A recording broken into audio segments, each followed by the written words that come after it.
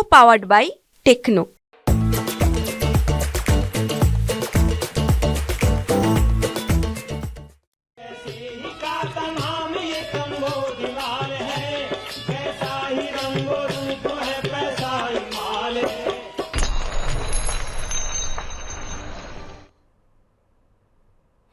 नमस्कार, मनी 9 के पसंदीदा कार्यक्रम मनी सेंट्रल में आप सभी का स्वागत है। मैं हूं विपुल सिंह। आपकी जेब से लेकर के देश की अर्थव्यवस्था पर असर डालने वाली तमाम महत्वपूर्ण खबरें लेकर के हम पहुंच चुके हैं अपने स्टूडियो, और इन तमाम खबरों के विश्लेषण के लिए हमारे साथ मौजूद हैं हमारे साथ वरिष्ठ आर्थिक पत्रकार पवन कुमार जी। पवन जी, सबसे पहले तो आपका बहुत बहुत स्वागत है आज की इस चर्चा में शामिल होने के लिए। जी नमस्कार। नमस्कार। और इस बीच आपको बता दें कि रेटिंग एजेंसी S&P का मानना है कि वित्त वर्ष 2030-31 तक भारत की जीडीपी का मौजूदा स्तर से 2 गुना हो सकता है, और वैश्विक जीडीपी में भारत की हिस्सेदारी मौजूदा 3.6% से बढ़कर 4.5% तक पहुंच जाएगी। एजेंसी के मुताबिक 2030-31 तक जीडीपी का आकार $7 ट्रिलियन होने का अनुमान है। वित्त वर्ष 2023-24 के दौरान जीडीपी का आकार 3.6 ट्रिलियन दर्ज किया गया। S&P का यह भी मानना है कि अगले 6 वर्षों में प्रति व्यक्ति आय बढ़ने से भारत का अपर मिडिल इनकम ग्रुप में शामिल हो जाएगा एक बड़ा वर्ग। सर, S&P के ये जो तमाम आकलन हैं, इसमें क्या कुछ महत्वपूर्ण बातें निकल के सामने आ रही हैं? इसको, इन आंकड़ों को किस तरीके से पढ़ा जाए, देखा जाए?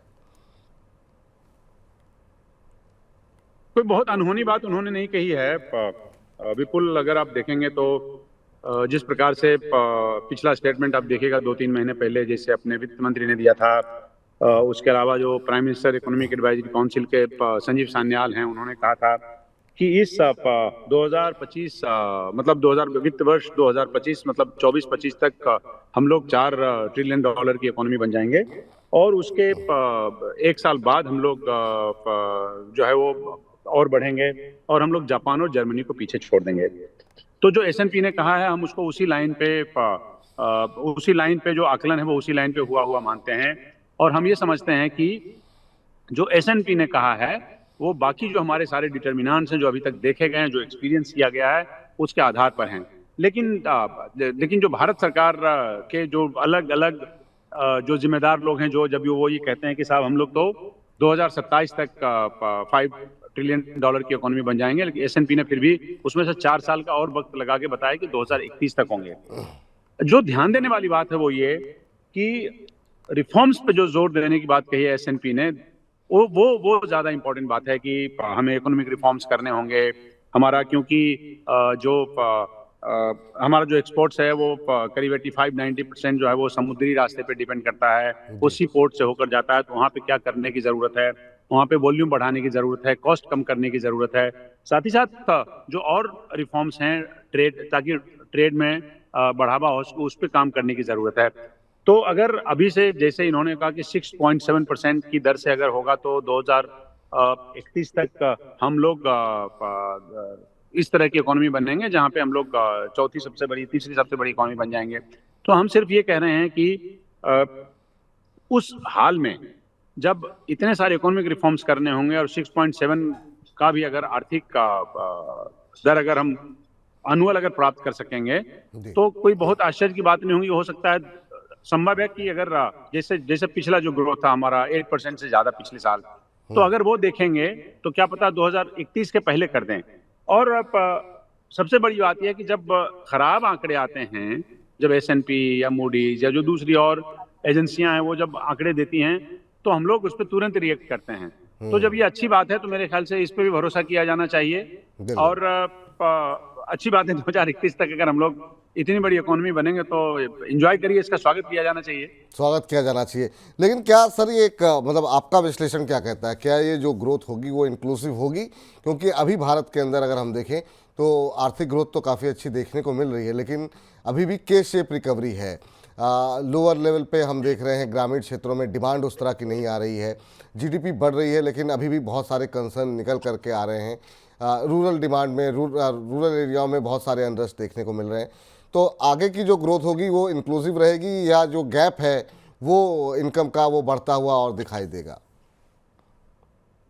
देखिए, इतनी जल्दी कोई बहुत आप अब देखेंगे अब ग्रोथ जो है वो इवनली डिस्ट्रीब्यूट हो जाएगा, बहुत इंक्लूसिव ग्रोथ हो जाएगा, ऐसा हम नहीं मानते। आप सालों की मेहनत करते हैं तब जाके आप उस एक क्षमता हासिल करते हैं। देखिए बार बार अब आप रघुराम राजन को सुनिएगा, बार बार वो ये कहते हैं कि हमारा जो ग्रोथ है वो बड़े आइलैंड के तरीके से हो रहा है, मतलब अगर वो इवनली डिस्ट्रीब्यूट हो तो हम और बेहतर कर सकेंगे।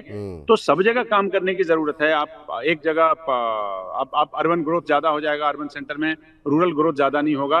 तो आप जब इवनली जब तक डिस्ट्रीब्यूट नहीं करेंगे तब तक अर्थव्यवस्था में उसका इंक्लूसिव ग्रोथ के रूप में उसका असर नहीं दिखेगा।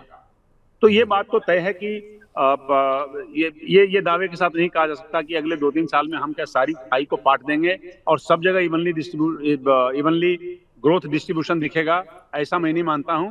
उसमें देर लगेगी, लेकिन अभी अगले 2-3 साल आप देखेंगे ये इस तरह के आइलैंड जैसे ग्रोथ होंगे। ठीक।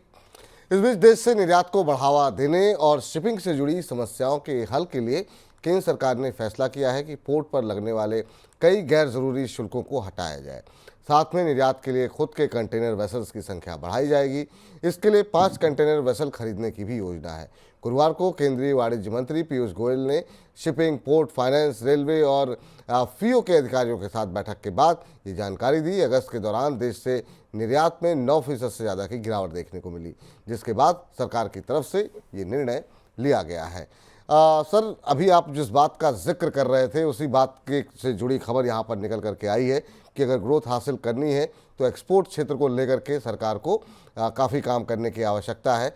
क्या ये जो प्रयास किए जा रहे हैं वो पर्याप्त आपको दिखाई दे रहे हैं जिससे कि एक्सपोर्ट के अंदर ग्रोथ जो है वो देखने को मिलेगी? नहीं, पर्याप्त होते तो फिर कोई बात ही नहीं थी। पर्याप्त नहीं है, बहुत तरह की रुकावट है। खासकर आप जो सी पोर्ट से जो हमारे एक्सपोर्ट्स हैं उस पर देखिए, उसका कॉस्ट बढ़ा हुआ है। अभी एक वाकया अगर आप नहीं जानेंगे तो फिर आप मूल्यांकन करना बड़ा मुश्किल होगा कि सारे कंटेनर अवेलेबल नहीं है, हमारा कॉस्ट ज़्यादा है, इसको कैसे कम किया जा सकता है। तो जब तक आप इस पे काम नहीं करेंगे तब तक आप ट्रेड को बढ़ावा नहीं देंगे, और जब तक ट्रेड को बढ़ावा नहीं देंगे तब तक उसका असर ग्रोथ पे नहीं दिखेगा। तो यही सोच करके पिछले 2-3 हफ्ते से ये बात चल रही थी कि कैसे पोर्ट पर जो लगने वाले गैर जरूरी जो टैरिफ हैं उसको हटाने का कैसे निर्णय लिया जाए, बाकी और जो शुल्क हैं उसको कैसे कम किया जाए ताकि जो है जो एक्सपोर्टर्स हैं उनकी लागत कम की जाए।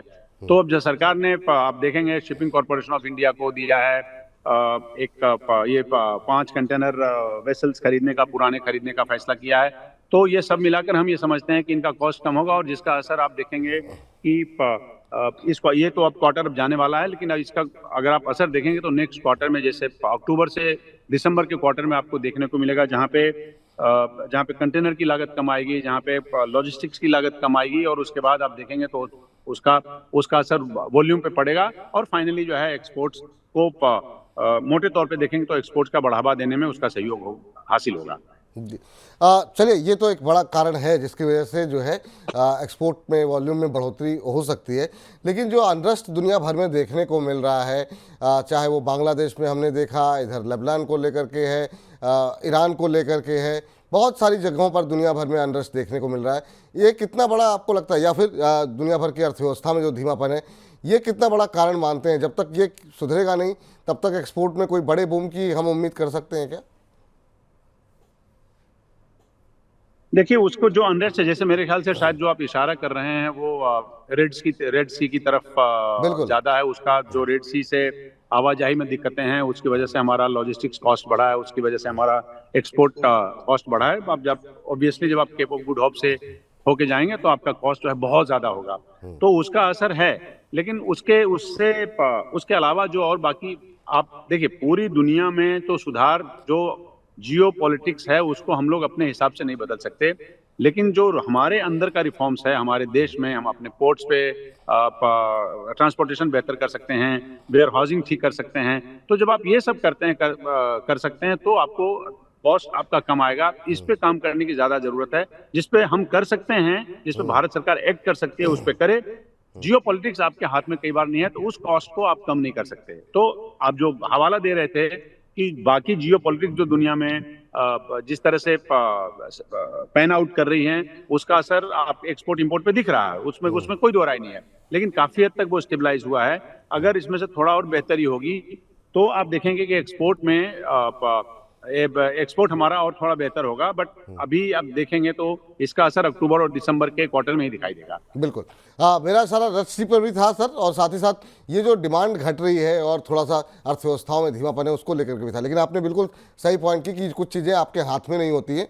वो जब अर्थव्यवस्थाओं में दुनिया भर में रिकवरी आएगी, डिमांड बढ़ेगी, तो वो अपने आप ही निश्चित रूप से वहाँ पर निर्यात जो है भारत से बढ़ता हुआ दिखाई देगा। लेकिन इन सब के बीच में अगस्त के दौरान देश से कुल वस्तु निर्यात में भले ही कमी आई हो, लेकिन रेडीमेड कपड़ों के निर्यात में बढ़ोतरी दर्ज की गई है। वाणिज्य मंत्रालय के आंकड़े बताते हैं कि अगस्त के दौरान देश से कुल 1.26 अरब डॉलर के रेडीमेड कपड़ों का एक्सपोर्ट हुआ है, जो कि पिछले साल अगस्त में हुए एक्सपोर्ट के मुकाबले करीब 12% ज़्यादा है। माना जा रहा है कि कपड़ों के निर्यात में आई इस ग्रोथ की वजह बांग्लादेश का तनाव है। अगस्त के दौरान बांग्लादेश में भारी हिंसा हुई थी और वहां की प्रधानमंत्री ने देश छोड़ करके भारत में शरण ली हुई है। सर, जैसे ही ये तमाम घटनाक्रम सामने आया, तभी यहाँ बैठे तमाम विश्लेषकों ने कहा था कि अगर ये अनरेस्ट थोड़ा सा और ज़्यादा चलता है बांग्लादेश में, तो फिर भारत के निर्यातकों को इसका फ़ायदा मिलेगा। तो अब ये उम्मीद करें कि रेडीमेड कपड़ों के एक्सपोर्ट में और ज़्यादा ग्रोथ देखने को मिल सकती है, क्योंकि वहाँ पर अभी भी पूरी तरह स्थिति सामान्य नहीं हुई है। बिल्कुल, सबसे ज्यादा आप देखेंगे टेक्सटाइल्स पे, तो इसमें जो मार्केट लीडर है वो चाइना है। हम लोग हमारा जो ग्रोथ है वो अभी अगस्त में दिखा है। इस पे थोड़ा और स्टडी करना पड़ेगा कि ये बांग्लादेश की वजह से है या दूसरी और परिस्थितियां काम कर रही हैं। तो देखिए, गारमेंट में हमारे यहाँ बहुत सारी दिक्कतें और भी हैं, लेकिन यह है कि उसको अगर उसको अगर हम थोड़ा और पाट सकें, हमारा कॉस्ट बाकियों की तुलना में और ज्यादा है। आपको एक बात मैं बताता हूँ, आप मोटे तौर पे आप देखेंगे, आप दुनिया के किसी हिस्से में चले जाइए, ये कोई कारण नहीं बनता है कि हिंदुस्तान से जो रेडीमेड गारमेंट है वो ना दिखे। सब जगह आउटलेट में आप जाएंगे तो आपको बांग्लादेश दिखेगा, आपको कंबोडिया दिखेगा, आपको वियतनाम दिखेगा, आपको चाइना दिखेगा। पर जब भारत की बारी आती है तो हम लोग पता नहीं किन कारणों से हम लोग वहां पे बहुत कम दिखते हैं। जो अगस्त में बढ़ोतरी दर्ज की गई है, मैं ये उम्मीद करता हूं कि ये बढ़ोतरी अगर बांग्लादेश की वजह से है तो शायद उसमें थोड़ी और गिरावट आएगी। लेकिन अगर बांग्लादेश की वजह से नहीं है, दूसरी और वजह उसके लिए जिम्मेदार हैं, तो ये फिर स्टेडी ग्रोथ है, ये आगे के महीनों में भी दिखनी चाहिए। बिल्कुल। इस बीच केंद्रीय सड़क और परिवहन मंत्री नितिन गडकरी ने कहा कि देश में विश्व स्तरीय रोड नेटवर्क की बदौलत अगले 5 सालों के दौरान भारत में लॉजिस्टिक लागत सिंगल डिजिट में आ सकती है। फिलहाल देश में लॉजिस्टिक कॉस्ट बहुत ज़्यादा है। खुद सरकार ने वित्त वर्ष 2022-23 के आर्थिक सर्वेक्षण में माना था कि देश में लॉजिस्टिक कॉस्ट 14 से 18% के बीच है, जबकि वैश्विक मानक 8% का है। अगर देश में लॉजिस्टिक कॉस्ट में कमी आती है तो इससे महंगाई घटेगी और साथ के साथ ग्रोथ को भी बढ़ावा मिलेगा। सर, जो बातें कही गई हैं, इसको, इस फायदे को किस तरीके से देखा जाए? अगर वाकई में लॉजिस्टिक कॉस्ट अगर सिंगल डिजिट में आती है तो ये आम आदमी के लिए किस तरीके से फायदेमंद हो सकता है? देखिए, जो लॉजिस्टिक कॉस्ट की बात करते हैं, इसमें बड़ा बहुत ही आप देखेंगे तो बहुत कॉन्ट्राडिक्टरी एक दो स्टडी अपने यहाँ, जैसे आप एनसीएआर का देखेंगे तो वो कह रहे हैं कि हमारे यहाँ 2011-12 से लॉजिस्टिक कॉस्ट जो है बहुत कम है, वो 8-10% के आसपास है। पर जो भारत सरकार जिस आंकड़े पे काम करती है वो यही है कि साहब हमारा जो लॉजिस्टिक्स कॉस्ट है वो 13 से 15% के आसपास है। आप दुनिया आप देखेंगे तो बहुत ज्यादा जो जिन कंट्री को हम लोग बेंचमार्क मानते हैं, जैसे मान लीजिए यूनाइटेड किंगडम है, जैसे मान लीजिए यूनाइटेड स्टेट्स है, जहाँ पे वहाँ भी कोई 8% का लॉजिस्टिक्स कॉस्ट नहीं है, वो उससे ज्यादा है। हम अगर उसको कम कर सकें तो हमारा फायदा ये होगा कि हमारा ट्रांसपोर्टेशन बेहतर होगा, जैसा कि हम थोड़ी देर पहले आपको कह रहे थे, हमारी वेयर हाउसिंग बेहतर होगी, हमारा खर्चा टोटल कम होगा। तो आप देखेंगे कि जब वैसे ही ट्रांसपोर्टेशन जब कॉस्ट जब ज्यादा होगा तो उसका बहुत फर्क पड़ेगा, आपको सब जगह उसका फर्क दिखाई देगा। अब जब लॉजिस्टिक्स कॉस्ट कम करेंगे तो उसका फायदा आपको डायरेक्ट इकोनॉमी में दिखेगा, वॉल्यूम ज्यादा होगा, आवाजाही सस्ती होगी। तो अब जब इकोनॉमी पे उसका प्रभाव दिखेगा, एक्सपोर्ट पे दिखेगा, इंपोर्ट पे दिखेगा, हर चीज पे उसका प्रभाव दिखेगा।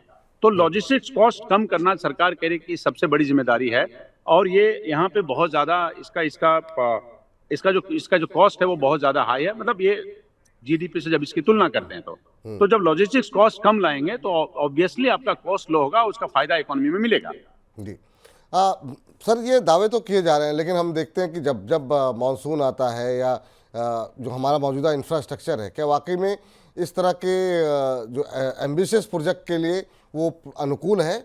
आपको लगता है कि हमारे जो कार्य करने की पद्धति है उसमें भी थोड़ा बदलाव लाने की आवश्यकता है, अगर इतना एम्बिशियस टारगेट हम रख रहे हैं तो? विपुल, ये एक दिन में नहीं होगा। हम लोग इस पे देखिए, आप 91 में हमने इकोनॉमिक लिबरलाइजेशन किया। आप जब देखेंगे तो आपको असर कितने टाइम बाद के 91 में जब इकोनॉमिक लिबरलाइजेशन हमने किया तो 92, 93, 95 में तक नहीं पता चलता था। आपको जब कोई काम शुरू करेंगे तो इस तरह के जो आहिस्ता आहिस्ता जहाँ पे कोशिश करते हैं, तो जब लॉजिस्टिक्स के क्षेत्र में आप काम करेंगे तो 3 से 5 साल का वक्त लगेगा, तब जाके आपको रियल ग्राउंड पर आपको पता चलेगा कि साहब अब इसका असर दिखने लगा है। ये सब टाइम टेकिंग प्रोसेस है। आप आज से एक्शन लेना शुरू करेंगे तो 6 महीने बाद, साल भर बाद दिखाई नहीं देगा। मोटे तौर पे ये कहा जा सकता है। ठीक। इस बीच यूके में स्टडी वीज़ा के लिए आवेदन अब पहले से महंगा पड़ने वाला है। स्टडी वीज़ा के लिए बैंक खाते में अभी तक जितना पैसा दिखाना ज़रूरी है, अगले साल से उसके मुकाबले करीब 11% ज़्यादा पैसा दिखाना होगा। जो लोग लंदन के किसी कॉलेज या यूनिवर्सिटी से पढ़ाई के लिए वीज़ा आवेदन करना चाहते हैं, उन्हें अपने खाते में 1483 पाउंड मासिक खर्च के बराबर रकम दिखानी होगी। अब तक ये लिमिट 1334 पाउंड थी। इसी तरह लंदन से बाहर के कॉलेज और यूनिवर्सिटी के लिए ये लिमिट 1023 पाउंड से बढ़कर के 1136 पाउंड हो गई है। नई लिमिट अगले साल की शुरुआत से ही लागू हो रही है। सर, ये मान के चलें कि इससे अब यूके के अंदर पढ़ाई महंगी हो जाएगी, और इस समय आप यूरोप में ही मौजूद हैं। इसका क्या कुछ असर जो है आने वाले दिनों में जो बच्चे पढ़ने आने वाले हैं दुनिया भर से, उन पर पड़ने वाला है?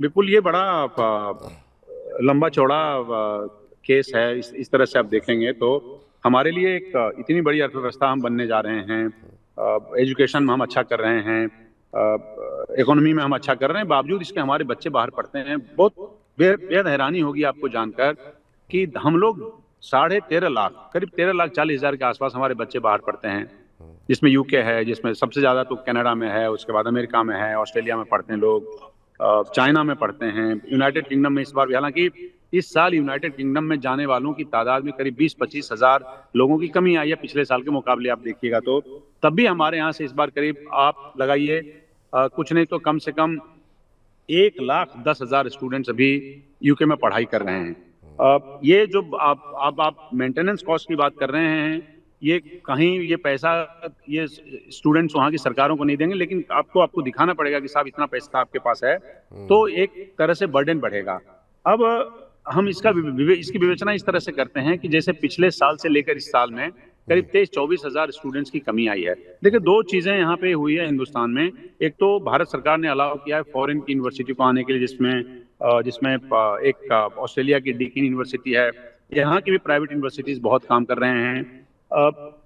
कनाडा से हमारे रिलेशंस अच्छे नहीं हैं, तो स्टूडेंट्स वहाँ से स्टूडेंट जो पढ़ने जा रहे हैं उसकी तादाद में कमी आ सकती है। यूके में जैसा कि मैंने बताया आपको 23-24 हज़ार पहले कम आ गए, तो ये डेटरेंट का काम करेगा बाहर जाने के लिए। अब इसमें दो बातें ये होंगी कि क्या जो यहाँ की यूनिवर्सिटीज हैं वहाँ पे वो एब्जॉर्ब होंगे क्या, जो बाहर पढ़ने जाना चाहते हैं, और दूसरा जो फॉरेन यूनिवर्सिटी में और बाकी फॉरेन यूनिवर्सिटी में जो स्टूडेंट्स पढ़ रहे हैं उसकी संख्या में कमी आएगी क्या, और अगर कमी आएगी तो हम लोग किस हालत में होंगे यहाँ पे हिंदुस्तान में उसको एकोमोडेट करने के लिए। तो ये कोई छोटी मोटी समस्या नहीं है कि साहब आप बंद कर देंगे कि गए नहीं, अब वहाँ से कोई बात नहीं, 23,000 स्टूडेंट अगर कम हो गए तो देखेंगे, लेकिन क्योंकि वो स्टूडेंट्स हैं लिहाजा आप एक व्यवस्था सरकार को देखनी पड़ेगी कि इनको कैसे रीडिप्लॉय किया जाए, यहाँ पे कहाँ पे ये स्टडी के लायक हैं, इनके लिए कोई इंस्टीट्यूशन अवेलेबल है कि नहीं है। तो ये बहुत बड़ा बर्डन आने वाला है। हम सिर्फ ये कहना चाहते हैं कि जो फॉरेक्स हम लोग बाहर के स्टूडेंट्स बाहर के यूनिवर्सिटी में हम लोग खर्च करते हैं, क्या उसको बचा के यहीं बेहतर एजुकेशन उनको दिया जा सकता है क्या? उसके दोनों फायदे हो जाएंगे। इस बड़ी समस्या का निदान इस तरीके से निकल सकता है।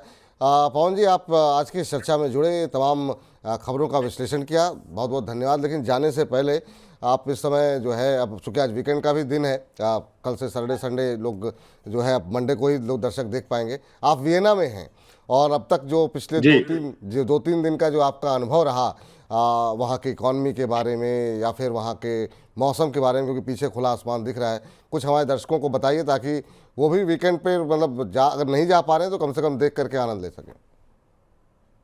देखिए, इकोनॉमी तो 2 दिन में समझ में नहीं आएगी विपुल। इकोनॉमी के लिए तो थोड़ा स्टडी करना पड़ेगा, थोड़ा और घूमना पड़ेगा, बट इतना कह सकते हैं कि लोग अच्छे हैं। देखिए, यहाँ पे करीब हफ्ते भर से 2 हफ्ते से लगातार बारिश हो रही थी। ये सेंट्रल यूरोप का हिस्सा है और सेंट्रल यूरोप में बहुत बारिश हुई है, मतलब नदियां भरी हुई हैं। बहुत ज्यादा बारिश की वजह से बाकी और जनजीवन अस्त व्यस्त है। कहीं कहीं फ्लड आए हुए हैं किन्हीं किन्हीं कंट्रीज में। बट यहाँ पे अभी आप देखेंगे इस जगह पे कल से धूप निकली है, तो लोग घूमने निकले हैं, जिसमें सैलानी भी शामिल हैं, जिसमें यहाँ के जो शहर के निवासी हैं वो भी शामिल हैं। कुल मिलाकर आप जानते हैं कि हम हमारे जिस तरह से यहाँ टूरिस्ट को बढ़ावा देते हैं यहाँ के लोग, यहाँ के कंट्री के की सरकारें, उस तरह से हमारा सिर्फ ये एक ऑब्जर्वेशन ये है कि हम भी टूरिस्ट के नंबर बढ़ा सकते हैं। हम एक छोटी सी बात मैं कहता हूँ, हम लोगों ने जब करियर शुरू किया था तो भारत में 20 लाख सैलानी आते थे। अब वो 27-28 साल वो 1 करोड़ 20 लाख पे पहुंचा है। तो हम लोग बहुत स्लो चल रहे हैं। तो हमें विदेशी मुद्रा हासिल करने के लिए जिस तरह से ये बढ़ावा देते हैं, उस तरह से हमें भी टूरिस्ट को अपने देश में लाने के लिए बढ़ावा देना चाहिए। बिल्कुल बिल्कुल देना चाहिए। और वाकई में बड़ा खूबसूरत नज़ारा है पीछे का और बड़ा अच्छा साफ मौसम वहाँ पर दिखाई दे रहा है। तो आप वीकेंड आप भी इंजॉय कीजिए, फिर आपको सोमवार को फिर से परेशान करेंगे तब तक। और वीकेंड के जो अनुभव रहे हैं वो हम सोमवार को आपसे सुनेंगे। बहुत बहुत शुक्रिया, बहुत बहुत धन्यवाद आज जी जी की तमाम खबरों का विश्लेषण करने के लिए। तो फिलहाल आज के मनी सेंट्रल को यहीं पर समाप्त करते हैं। मुझको फिलहाल आप लोग इजाज़त दीजिए। लगातार मनी 9 के साथ बने रहिए और वीकेंड पे खास तौर से, क्योंकि वीकेंड पे हमारे बहुत सारे अच्छे अच्छे कार्यक्रम कंपनी नामा जो है संदीप ग्रोवर लेकर के आएंगे। रविवार को शाम 7 बजे बाजार से जुड़ी तमाम महत्वपूर्ण खबरों का विश्लेषण करने के लिए अजय बग्गा जी हमारे साथ मौजूद रहेंगे। तो आपके वीकेंड के लिए हमने पूरी तैयारी की हुई है। मनी 9 के साथ बने रहिए। मुझको इजाज़त दीजिए फिलहाल के लिए। नमस्कार।